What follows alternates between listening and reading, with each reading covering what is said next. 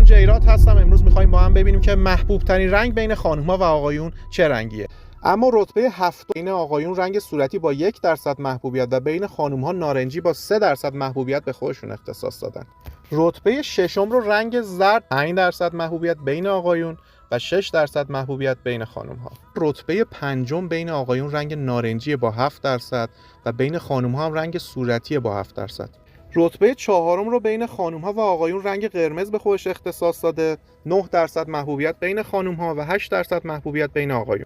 رتبه سوم بین آقایون بنفش با 12% و بین خانم‌ها سبز با 19%. رتبه دوم بین آقایون رنگ سبز با 25% و بین خانم‌ها رنگ بنفش با 27% محبوبیت.